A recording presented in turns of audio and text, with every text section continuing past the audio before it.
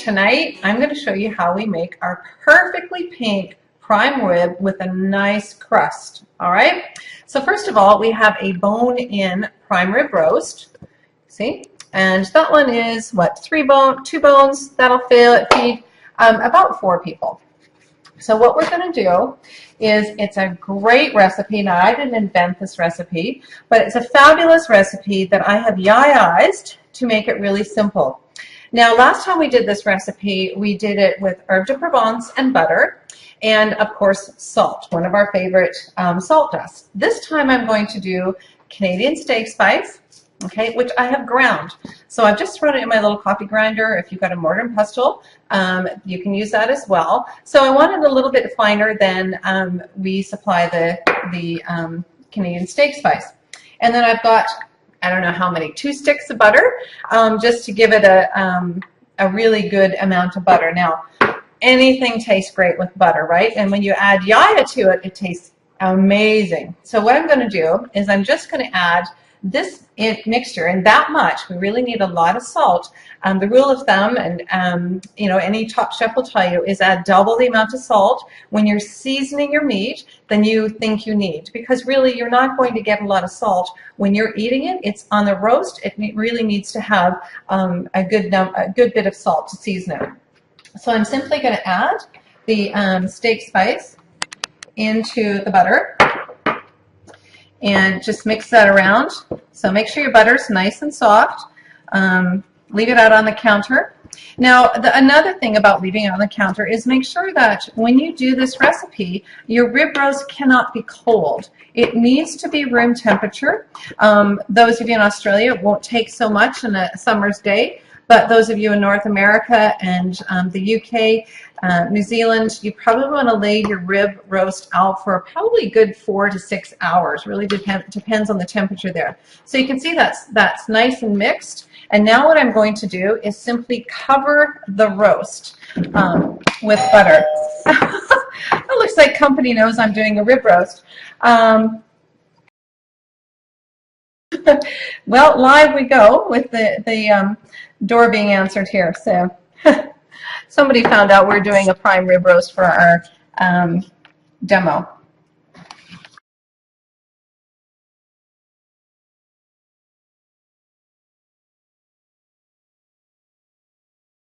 All right.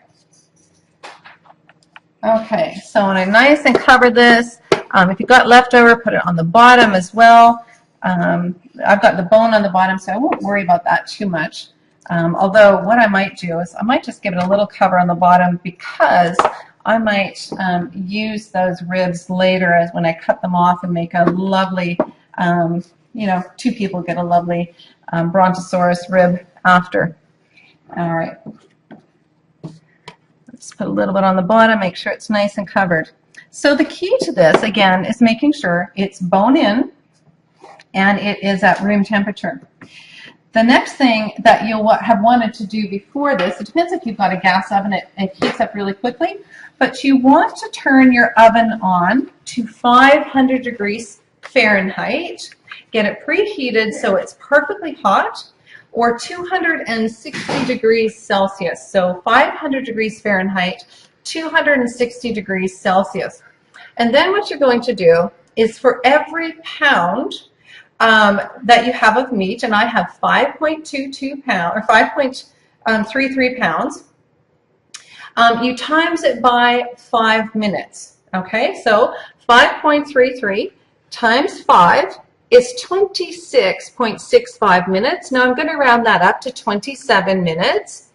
And that's how long I'm going to cook the roast at 500 degrees Fahrenheit. So for those of you in Australia and New Zealand, UK, Canada, where you use Celsius, the equivalent would be 260 degrees Celsius is what I'm going to cook it at. And I'm going to times it by 12 minutes per kilo, okay? Instead of 5 minutes per pound, 12 minutes per kilo. And that's how long you're going to cook it at 260 degrees. So for those of you in the US, my roast is, I'm going to refresh your memory, 5.22 pounds I'm going to cook it for 5 minutes, or 5.33 pounds. I'm going to cook it for 5 minutes per pound, which gives me 27 minutes round up. And then I'm going to leave it in the oven for 2 hours. So I'm going to cook it for 27 minutes. I'm not going to open the oven door. I'm just simply going to turn off the oven right at 27 minutes and walk away. Do not open the oven in those 2 hours. Just walk away, let it do its thing in this wonderfully heated oven, and it will cook to be perfectly pink. Now what we're doing on the outside is we're making the crust in the first 27 minutes. We're getting that crust all wonderful. I'm going to actually sprinkle a little bit of the Canadian steak spice on the outside. Now when I did this last time with the herb de Provence and butter, I then took one of our salts and coated that on top of the butter. So I've used the herb de Provence butter mixed up, and then coated it with a lot of salt on the outside. We've also used herb and garlic, and it was fantastic in the butter. But you always must add the salt on top of the butter after. Now I've put it in, and I've sprinkled some extra on top, so that's going to be a wonderful crust. All right, so I'm just going to pop this in the oven, and then I'm going to set my timer after it's been sitting for a minute.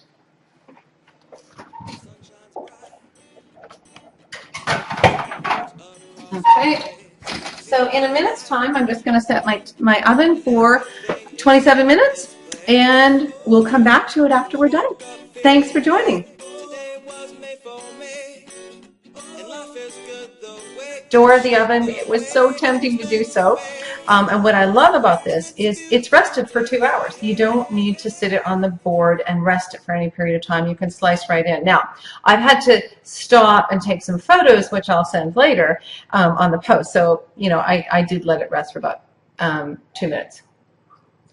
Oh, and for those of you who are maybe have a very sensitive smoke detector, the butter tends to burn at that high heat. So, you know, you might want to just have a tea towel ready, or like me, a table, because I moved here just recently.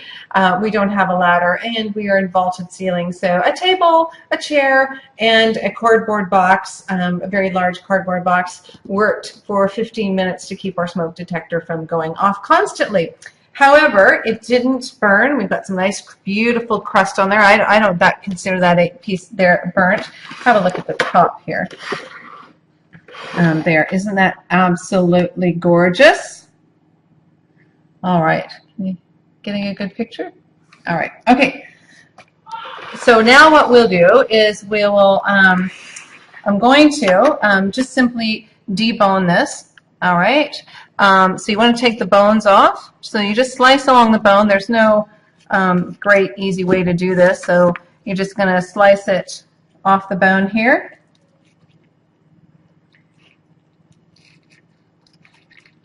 And then I'm going to set these aside because I'm actually going to recook these and make beautiful, crispy, have a look at that, beautiful ribs I'm going to do later, and going to do some gorgeous ribs a little bit later. So I'm just going to cut this open. Just normally you would cut it into 4 slices, but I'm just going to cut through here, and we can have a look at this gorgeous prime rib roast, and perfectly pink. Look at how beautiful that is. Perfectly pink, and a gorgeous prime rib that we'll serve with our au jus. Some salad and some mashed potatoes. Yum! I can't wait to get into this for dinner. Yum! Beautiful. Look at that. Lovely little brown on the edges. Cooked meat there. A nice pink, medium rare, juicy prime rib. So enjoy. Oh, and watch in a couple of days. We'll do Peking duck, the quick and easy Yaya way.